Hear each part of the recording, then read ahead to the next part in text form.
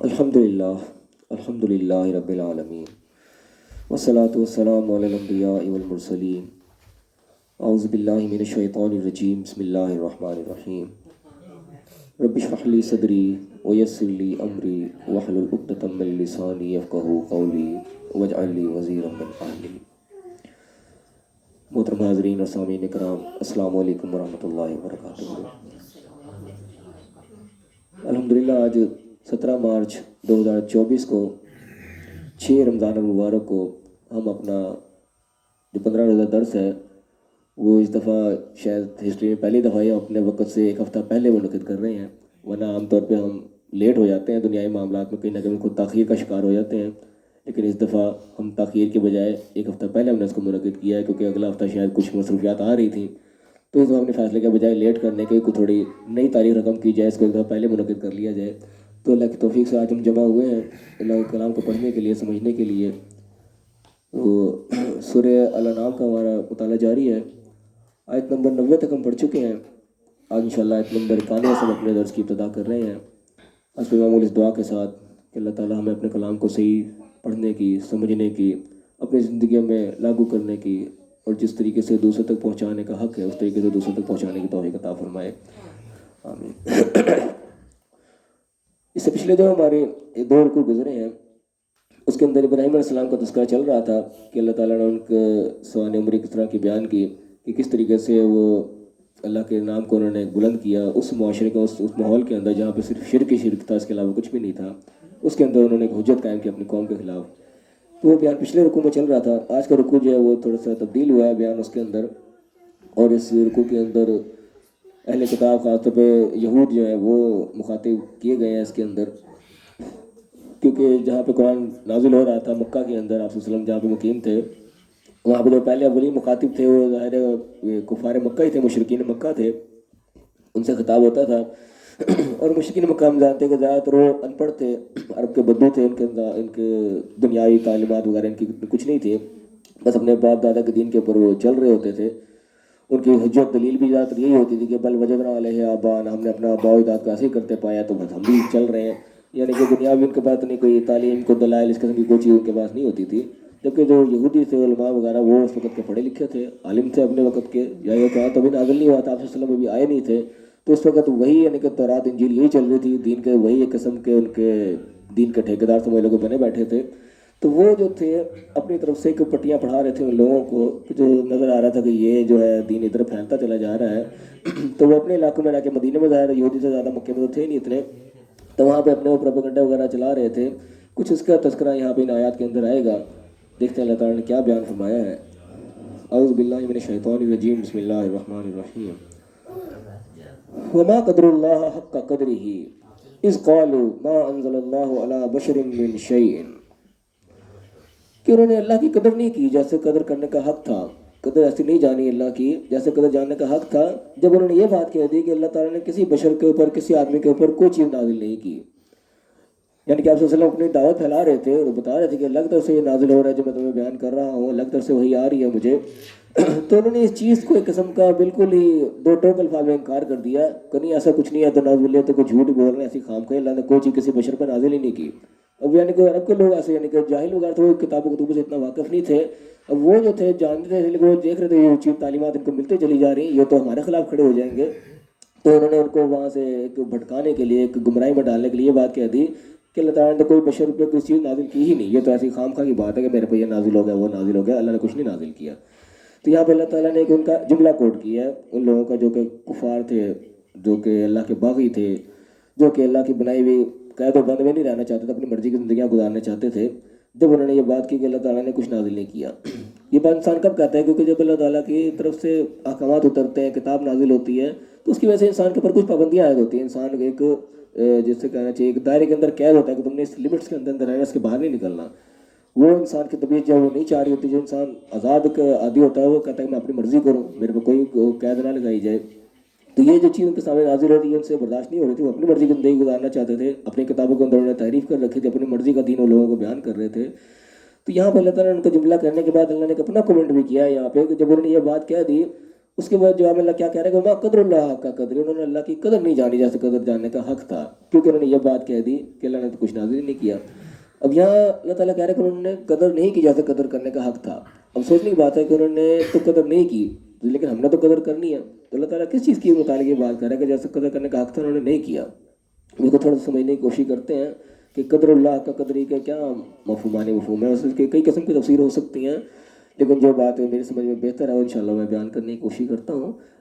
کہ قدر کا لفظ سے سمجھتے ہیں کہ اس سے لفظ قدرت بھی بنتا ہے، تقدیر بھی بنتا ہے، جس کے اندر ایک طاقت کے، پاور کے یا اختیارات کے اس قسم کا مفہوم پایا جاتا ہے لفظ قدر کے اندر۔ جب اللہ تعالیٰ کہہ رہے ہیں کہ وما قدر اللہ کا قدر، انہوں نے اللہ تعالیٰ کو وہ قدر نہیں کی، گویا کہ اللہ تعالیٰ کو وہ اختیار نہیں دیا، وہ پاور اتھارٹی نہیں دی جو کہ دینی چاہیے تھی۔ کیا مطلب اس بات کا کہ اللہ تعالیٰ نے ہمیں کچھ اختیارات دیا ہے، یہاں پہ کچھ پاور، کچھ اتھارٹی ہمیں دے کے بھیجا ہے، ایک لمٹ کے اندر رہ کے اللہ تعالیٰ نے ہمیں اختیارات دیے ہیں کہ ہم اختیارات کو اپنی مرضی سے استعمال کر سکتے ہیں۔ اب ہمارا کیا کام بنتا ہے کہ ہم اصولی طور پر ان اختیارات کو بھی ہم چاہیے کہ ہم اللہ کے سپرد کر دیں، کہ اختیار تو بے شک اللہ نے ہمیں یہ دیا ہے، ہم اپنی مرضی یہاں پہ کر سکتے ہیں، لیکن ہم اس مرضی کو بھی اللہ ہی کے سپرد کر دیں کہ یا اللہ یہاں پہ جہاں میرا اختیار ہے یہاں پہ میرا نہیں، یہاں پہ تیرے اختیار ہے، جو تو چاہے گا میں وہی کروں گا۔ ہم اپنی مرضی کو اللہ کے سپرد کر دیں تو گویا کہ ہم نے اپنے اللہ کی ایک طرح کی قدر کی، اپنے قدر کو، اپنے اختیار کو، اپنی تقدیر کو، اپنی طاقت، پاور جو اللہ نے ہمیں اختیار دیا تھا وہ بھی ہمیں اللہ کے سپرد کر دیا۔ اس چیز کو ہم اگر اپنی زندگی میں قائم کر لیں اور پوری زندگی اس روش کے پر ہم گزار دیں، کسی مقام پہ ہم اپنی مرضی نہ مسلط کریں بلکہ جو اللہ تعالیٰ چاہ رہے ہیں اس کے مطابق اپنی مرضی کو ڈھال لیں، کیونکہ اللہ تعالیٰ نے اختیار دیا، یہ بھی اس کا وہ دیا اختیار ہے، نہ دیتا تو ہمیں مجبور بھی کر سکتا تھا، جس طریقے سے دوسرے اس نے مخلوقات پیدا کی ہیں، جانور ہیں اور دوسرے ہیں، چاند ستارے ہیں، سب کچھ مخلوقات ہیں، اس کو اس نے وہ اختیار نہیں دیا، جس کام پہ لگا دیا اسی کام پہ لگے ہوئے ہیں۔ تو اللہ تعالیٰ نے ہمیں بھی کچھ ڈیوٹی لگا کے بھیجا ہے، کچھ ذمہ داریاں ہمیں دے کے بھیجا ہے، کچھ ذمہ داریاں لگا تم نے یہ کام کرنے ہیں، جس طرح چاند کی ذمہ داری، سورج کی ذمہ داری ان کو بھی لگا دیا، وہی کرنے میں لگے ہیں، وہ کچھ کر ہی نہیں سکتے۔ اس طرح ہمیں بھی اللہ تعالیٰ کا احکامات دے کے بھیجا کہ تم نے جا کے ایسے ایسے کرنا ہے، اس طریقے سے زندگی گزارنی ہے، ساتھ میں اختیار بھی دے دیا۔ تو اللہ تعالیٰ اگر ہمیں اختیار نہ دیتا تو ہم تو ظاہر مجبوری وہی کام ہی کر رہے ہوتے۔ تو ہمارا کام اس اختیار کو بھی ہم اللہ کے سپرد کر دیں گے، یہ سمجھیں کہ ہمارا اختیار یہ ہمارا نہیں ہے، یہ اللہ کا دیا ہوا ہے، تو لہذا جو اللہ تعالیٰ ہم سے چاہ رہا ہے ہم وہی کریں کہ اپنی قدرت و اختیار کو بھی اسی کے سپرد کر دیں، اور اسی طریقے سے پوری ہم زندگی گزار دیں، تو ہم امید کر سکتے ہیں کہ وہاں جا کے ہمیں یہ خوشخبری ملی ہے کہ تم نے قدر کا حق ادا کر دیا، کہ یہی جو ہونا چاہیے تھا کہ ساری زندگی تم اسی اختیار کو اختیار کرتے جو اللہ تعالیٰ چاہ رہا ہے تم پر۔ تمہارا یہاں پہ اللہ تعالیٰ نے ایک ڈیمانڈ کی ہے کہ انہوں نے ایسے قدر نہیں کی جیسے قدر کرنے کا حق ہے۔ اب ہماری سوچ ہے، ہم کس طریقے سے سوچ سکتے ہیں اس چیز کو کہ ہم کیسے اللہ کے دیے ہوئے حق کو ادا کریں جو اللہ تعالیٰ چاہ رہا ہے۔ اس کو اللہ نے یہ فرما دیا کہ انہوں نے یہ کہہ دیا کہ اللہ نے تو کوئی چیز کسی بشر پر نازل ہی نہیں کی۔ اس کے بعد اللہ تعالیٰ ان کو جواب دے رہا ہے کہ کیسے تم یہ بات کہہ رہے ہو، وہ چیز تم نے اللہ نے نازل نہیں کی کسی بشر پہ۔ کل کہہ دو ان سے کہ من انزل الکتاب الذی جاء بہ موسیٰ، تو کہہ دو کہ کس نے وہ کتاب نازل کی جو موسیٰ لے کے آئے تھے۔ اب یہاں پتہ چل رہا ہے کہ یہ جن سے خطاب ہو رہا ہے وہ موسیٰ کو ماننے والے تھے، موسیٰ کی کتاب کو ماننے والے تھے، لیکن اس کے باوجود بھی وہ انکار کرتے کہ اللہ نے کسی بشر پہ کچھ نازل نہیں کیا۔ تو اللہ تعالیٰ بتا رہا ہے کہ بتاؤ پھر موسیٰ پہ وہ کس نے نازل کیے تھے، اللہ نے کچھ نازل نہیں کیا بشر پہ، موسیٰ پہ وہ کس نے نازل کر دی پھر جو موسیٰ لے کے آئے تھے، نور، اور اس میں نور بھی تھا، روشنی تھی، وہدی للناس، لوگوں کے لیے رہنمائی تھی اس کے اندر۔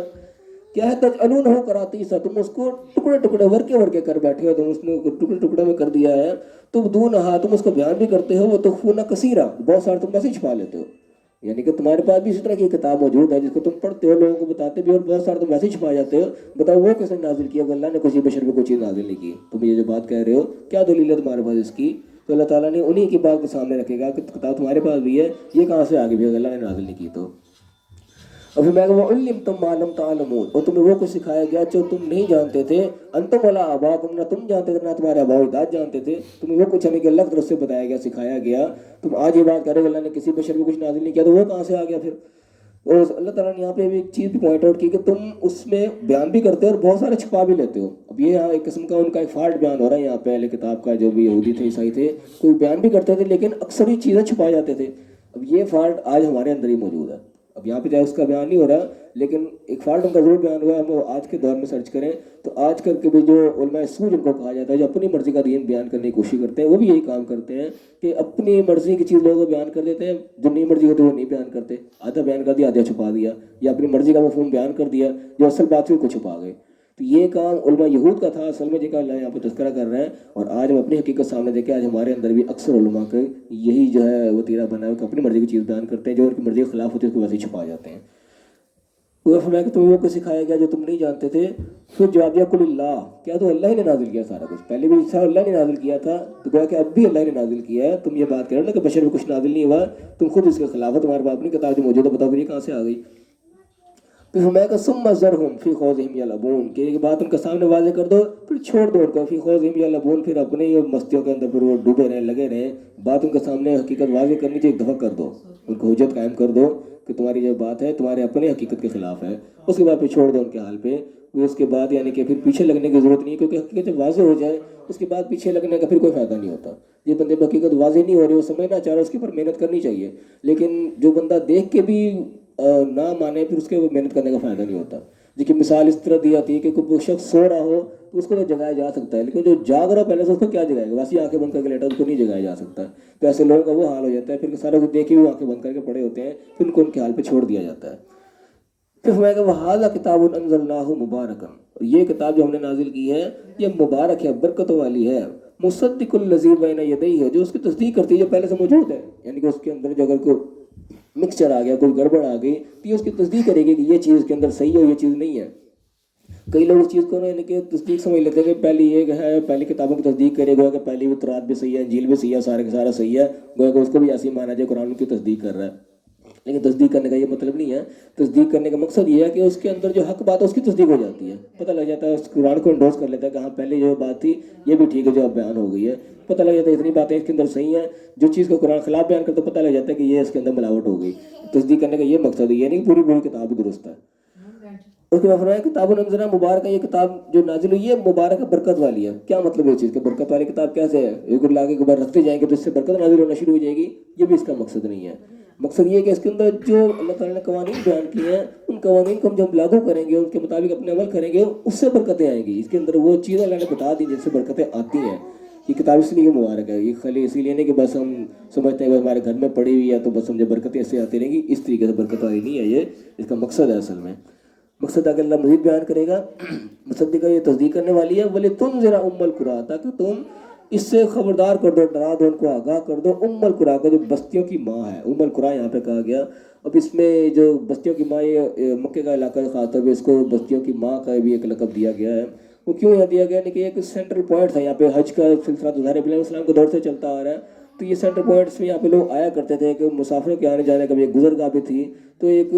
سمجھو کہ اس سے کسی علاقے کا دارالخلافہ ہوتا ہے، دارالحکومت ہوتی ہے، تو اس قسم کی حیثیت حاصل تھی اس علاقے کا، مکے کو خاص طور پہ. اس لیے اس کا ام القریٰ ایک نام اس کا دیا گیا. اور اسی ام القریٰ کی حیثیت سے بعض لوگ یعنی کہ آپ صلی اللہ علیہ وسلم کا نام جو امی کہا جاتا ہے نا، تو امی کے دو مقصد، ایک تو یہ ہوتا ہے جو دنیاوی تعلیم نہ حاصل کی، جو ان پڑھ، اس کو بھی امی کہا جاتا ہے. اور ایک یہ ام القریٰ کی حیثیت سے بھی امی آپ صلی اللہ علیہ وسلم کو کہا جاتا ہے کہ یہاں اس بستی کا رہنے والے تھے ام القریٰ کے، تو ام القریٰ کے حساب سے وہ امی، یہ بھی آپ صلی اللہ علیہ وسلم کا خطاب یہاں سے بھی جڑتا ہے.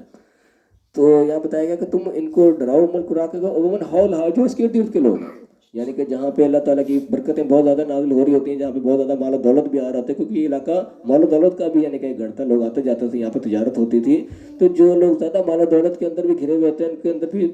خرابیاں بھی زیادہ پیدا ہوتی ہیں. جو لوگ ان کے عیش و آرام میں ہوتے ہیں وہ زیادہ خطرہ ہوتا ہے کیونکہ وہ رستے سے ہٹ جاتے ہیں عام طور پہ. تو خاص طور پہ ان کو کہا گیا کہ جو اس بستی کے لوگ ہیں ان کو تم متنبع کرو، تاکہ بڑے بڑے سردار یہاں پہ تھے، مال دولت والے لوگ یہاں پہ تھے، ساری خرابیاں یہاں پہ ہو رہی تھیں، میں نے کہ مکے کے اندر کعبے کے اندر بوت ہی بوت رکھے ہوئے تھے. تو یہاں پہ ٹارگٹ کیا گیا کہ ان لوگوں کو ڈراؤ، خبردار کرو، ان کو متنبع کرو کہ جو رستے تم جا رہے ہو رستہ ٹھیک نہیں ہے. ومن حول آپ اس چیز کے ارد گرد جو بھی ہیں، ارد گرد کے اندر یعنی کہ سارا کچھ ہی آ جاتا ہے. ارد گرد کے اندر قریب کا علاقہ بھی آ جاتا ہے، اور ویسے نقشے کے حساب سے اس کو دیکھا جاتا ہے تو ایسا سینٹرل پوائنٹ ہے کہ پوری دنیا ہی اس کے ارد گرد آ جاتی ہے اس قسم کی. تو اس کا دائرہ کار تو یعنی کہ بڑا وسیع ہو جاتا ہے کہ یعنی کہ پیغام گویا کہ سب تک پہنچاؤ، انڈائریکٹلی یہ یہاں پہ حکم مل رہا ہے. پھر میں نے کہا والذین یؤمنون بالآخرۃ، جو لوگ آخرت پر ایمان لانے والے ہیں، یؤمنون بہ، وہ اس کی بات کو مانیں گے. وہم علی صلاتہم یحافظون، اور اپنی نمازوں کی حفاظت کرنے والے ہیں. یعنی کہ جس نے نہیں اثر لینا اس پہ تو نہیں ہوگا، لیکن جس کے دل میں کوئی اللہ کا خوف ہوگا، جو نماز کی حفاظت کرنے والا ہوگا، وہ اپنی اصلاح ضرور کر لے گا. یعنی کہ بات ہوتا ہے کہ انسان کو پتہ نہیں چل رہا ہوتا ہے، اس کو کوئی بتانے والا نہیں ہوتا، اپنی طرف سے ٹھیک ہوتا ہے لیکن وہ پتہ نہیں ہوتا میں تو غلط راستے پہ جا رہا ہوں، تو اس کو کوئی متنبع کر دے، بتا دے، تو انسان الرٹ ہو جاتا ہے، واقعی میں غلط ہوں، اپنے آپ کو صحیح کر لیتا ہے. اس سے صحیح کرنے کی نہ کرنے کی ٹھان لی اس کی بات الگ ہے، لیکن ایک بندہ غفلت میں بھی ہوتا ہے تو کم از کم وہ ضرور اس بات کو مانے گا جس کا آخر پہ یقین ہے کہ ہاں مجھے آگے جواب دہ ہونا ہے، وہ غور کرے گا اس چیز کے اوپر. اور وہ ہم اللہ صلاحت میں وہ اپنی نمازوں کی حفاظت کرنے والے. اچھا، نماز کا بیان جگہ جگہ تقریباً ہر درس کے اندر ہمارے کوئی نہ کوئی آیت نماز سے متعلق ضرور آ جاتی ہے. یہ بڑی غور طلب چیز ہے، اللہ نے کتنی دفعہ اس کو دہرایا ہے کہ اس کی کوئی انتہا نہیں. ہر درس میں کم از کم ایک جملہ میں لگاتا ہوں ضرور آ جاتا ہے، اس کے اندر نماز کا بیان آ جاتا ہے. تو یہ کہ بڑی اہم چیز ہے ہماری زندگی میں، اس کی بڑی اہمیت ہونی چاہیے. اور پھر فرمایا کہ ومن اظلم ممن افترى علی اللہ کذبا، اور پھر اس سے بڑھ کر ظالم کون ہے جو اللہ کے اوپر جھوٹ باندھے. اب یہاں پہ یعنی وہ بات آ گئی، آپ صلی اللہ علیہ وسلم اور دوسرے لوگوں کے تمہارے مکالمے ہوتے تھے، آپ صلی اللہ علیہ وسلم کو یعنی کہ وہ جھٹلا رہے ہوتے تھے، جھوٹ بول رہے، وہ نہیں مان رہے ہوتے تھے کہ ہم اپنے پاس سے لگے ہوئے، کوئی اللہ نے کتاب نازل نہیں کی، آپ نبی نہیں ہیں، کیا کیا کچھ کہتے تھے. تو اللہ تعالیٰ کہہ رہے ہیں کہ بھائی اس سے شخص کو کون ظالم ہوگا جو اللہ کے اوپر جھوٹ باندھے. ایویں کہتے ہیں مجھے اللہ نے بتایا ہے یہ کہ اللہ کے اوپر جھوٹ باندھ رہا ہے، اس سے بڑھ کر تو ظالم کوئی نہیں ہے. وہ اور یہ کہنے لگے اوحی الیہ، میری طرف وہی نازل ہوتی ہے، ولم یوحی الیہ شیء، حالانکہ اس کی تو کوئی چیز نازل نہ ہوتی ہو. یعنی کہ ایک شخص یہ کہہ دے کہ میرے کو وہی نازل ہوتی ہے، وہی پر نازل ہی نہ ہو رہی ہو، تو اس سے بڑھ کر تو ظالم ہی کوئی نہیں ہے. یعنی کہ جس شخص کے بارے میں تم یہ کہہ رہے ہو کہ یہ نعوذ باللہ کو جھوٹ بول رہا ہے، اس شخص کا کردار دیکھو، اس کی پچھلی ساری ہسٹری دیکھو، تمہارے درمیان رہا ہے، 40 سال تمہارے درمیان اس نے گزارے ہیں. کیا وہ شخص اس قسم کی بات کرے گا؟ اس سے بڑھ کر تو ظالم کوئی نہیں جو یہ کام کر لے کہ اللہ پہ جھوٹ باندھ لے، اپنے پر وہی کا کہہ دے میرے کو وہی نازل کے اوپر ہو نہ رہی ہو. یعنی کہ اگر یہ کہہ رہے تو ان کے وہی نازل ہو رہی ہے، سچ کہہ رہے ہیں، جھوٹ نہیں کہہ رہے. اس سے بڑھ کر ظالم کون ہو سکتا ہے؟ یہ تو شخص ایسے ہے ہی نہیں.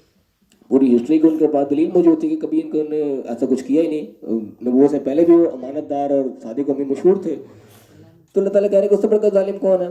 اس کے بعد دوسرا کیا کہ ومن قال سأنزل مثل ما انزل اللہ، اور اس سے بڑھ کر بھی ظالم کون ہوگا جو یہ کہہ دے کہ ہاں میں بھی نازل کر سکتا ہوں جو کچھ اللہ نے نازل کیا. یعنی کہ جو کچھ اللہ تعالیٰ کام دے رہا ہے، تم کہہ رہے ہو اللہ کی طرف سے نازل ہوا ہے، تو جو کچھ اللہ نازل کرے تو میں بھی کر سکتا ہوں، تم بھی لکھ کے لیا میں بھی لکھ کے لا سکتا ہوں. اس سے بڑھ کر ظالم کون ہوگا؟ یعنی کہ اس سے پتہ چلتا ہے کہ ان کا یہ بھی اس قسم کا بھی کوئی دعوت تھا، جس کا خاص طور پہ 2 جگہ قرآن میں تذکرہ بھی آیا کہ لے آؤ جائے صورت بنا کے تم لا سکتے ہو. تو 2 جگہ ایک جگہ 10 صورتوں کا 10 صورتیں بنا کے لے آؤ، ایک صورت کا بھی ایک جیسے ایک ہی صورت بنا کے لے آؤ، اور بنا لو اپنے جو تمہارے ساتھی ہیں ان کے بھی ساتھ بلا لو، تو پھر بھی نہیں لا سکتے.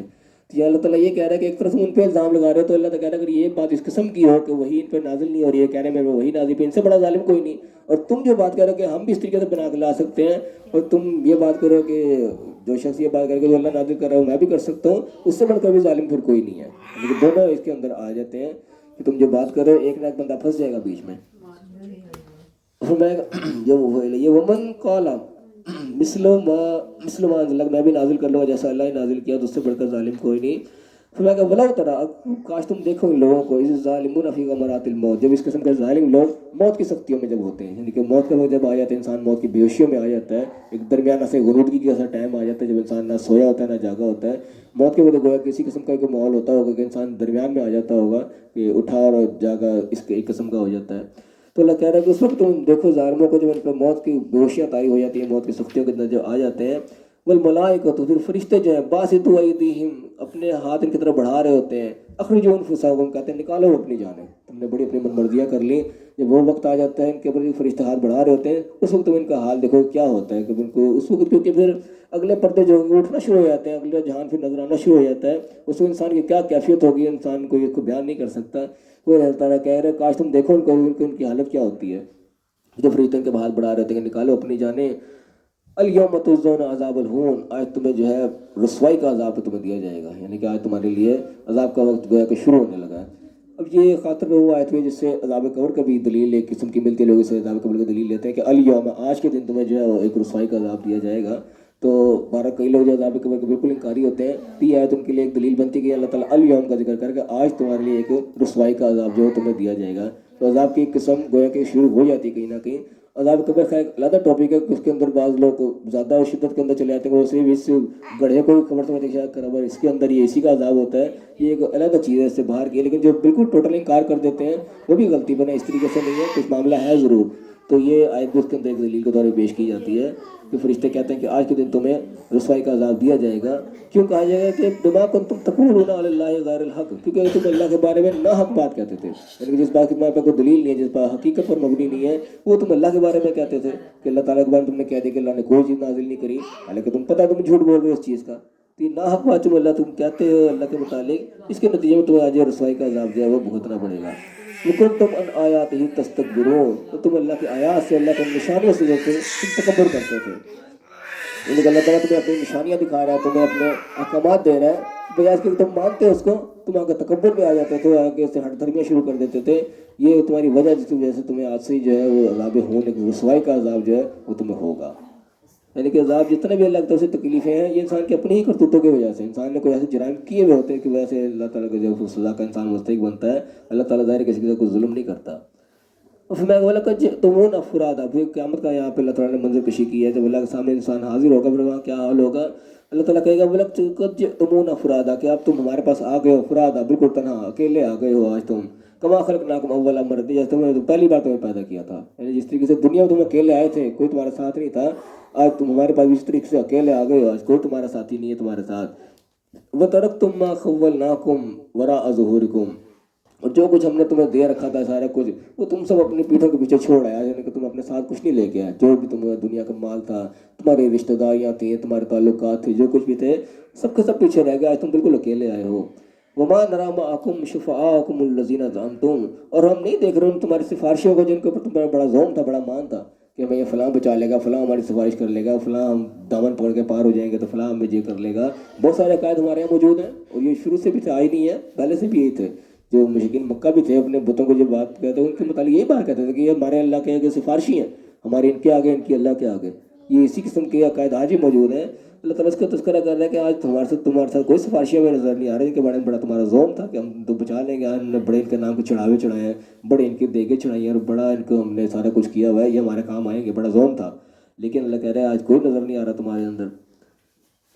تو تم بھی کہتے ہیں انہم فیکم شرکاء کہ تمہاری یہ شریک ہیں، تمہاری یہ مدد کریں گے، آج کچھ نظر نہیں آ رہا۔ لقد تقطع بینکم، آج تو تمہارے درمیان سب قطع ہو گیا، سارے تعلقات ٹوٹ گئے تمہارے، جتنے تمہارے تھے لنکس سب اس دن قطع ہو گئے، کچھ نہیں آج نظر آ رہا۔ وضل عنکم ما کنتم تزعمون، اور سارا کا سارا وہ گم ہو گیا، ہوا ہو گیا، کھو گیا سارا کچھ، جو بھی تمہارا زوم تھا، تمہارا مان تھا کہ یہ ہو جائے گا اور وہ ہو جائے گا، وہاں کچھ نہیں اس قسم کا۔ یہ یعنی کہ آخرت کی بات اللہ تعالیٰ بڑے کھول کے حقیقت پہ مبنی بیان کرتا ہے کہ یہ ہماری ویسی خیالی ہوتی ہے نا کہ اس طرح ہو جائے گا تو اس طرح ہو جائے گا، اس طرح کچھ بھی نہیں ہوگا، جو ہوگا بالکل پریکٹیکلی ہوگا، جو انسان کر کے جائے گا، جو انسان بول کے جائے گا وہی کاٹنا پڑے گا، کوئی ہوائی کام کوئی نہیں ہو جائے گا کہ بس یوں فلاں آ کے بچا لے گا، فلاں بچا لے گا۔ اللہ بڑے صاف انداز میں بتاتا ہے کہ آج کوئی نظر نہیں آ رہا، اکیلے آ گئے تم۔ اللہ تعالیٰ نے اور کئی مقامات پہ کیا کہ ہر شخص جو ہے اللہ کے سامنے فردن اکیلا اللہ کے سامنے حاضر ہوگا، وہاں کوئی بچانے والا ساتھ نہیں جائے گا کہ وہ کوئی سفارش کر دے گا ہماری، وہ بڑی دور کے معاملات ہیں، سفارش ہوگی ضرور، سفارش اس کی بھی جو سفارش کا حقدار ہوگا، جس نے یہاں پہ کچھ کیا ہوگا، ایسے نہیں کہ بس خالی کھلی اپنی دنیا اپنی مرضی سے گزار کے چلے گئے اور سفارش ہو گئی تو پار ہو گئے، ایسے نہیں ہوگا، بڑا سخت معاملہ وہاں کا، اتنا نرم معاملہ نہیں جس طریقے سے ہم اپنی مرضی کی زندگی گزار رہے ہوتے ہیں مزے سے۔ تو بہرحال فی الحال ہمارا یہاں پہ مکمل ہو رہا ہے، اس کے مین پوائنٹس ہیں، اس کے ہم غور کر لیں، پھر انشاءاللہ اس کے متعلق جو سوال کرنا ہوگا وہ کر لیا جائے گا۔ سب سے پہلی بات اللہ نے جو شروع میں بتائی وہ یہ بتایا کہ لوگوں نے اللہ کی قدر نہیں جانی جیسے قدر جاننے کا حق تھا، اور انہوں نے یہ بات کہہ دی کہ اللہ نے تو کوئی چیز نازل ہی نہیں کی، یعنی کہ اللہ کے متعلق کوئی بھی بے بنیاد بات کہہ دینا وہ سمجھو کہ اللہ کی ناقدری کرنے کے مترادف ہے۔ تو سب سے پہلے ہم نے یہ غور کرنا کہ ہم اللہ کی قدر کیسے کر سکتے ہیں، اللہ تعالیٰ اس چیز کی شکایت کر رہا ہے قسم کی کہ انہوں نے قدر نہیں کی جیسے اللہ کی قدر کرنے کا حق تھا۔ تو ہم ہر شخص اپنے ذہن کے مطابق سوچ سکتے ہیں کہ ہم کیسے اس چیز پہ پورے اتریں اللہ کی ڈیمانڈ پہ کہ ہم اللہ تعالیٰ کہ ہاں انہوں نے قدر کی، اللہ کی جیسے قدر کرنے کا حق تھا، قیامت کے دن ہمیں یہ سننے کو کس الفاظ سے مل سکتا ہے، کیا ہم ایسا عمل کریں کہ قیامت کے دن ہمیں پتہ لگے ہاں جی ہم نے اللہ کی قدر کی تھی، ہم نا قدروں میں شامل نہیں ہوئے۔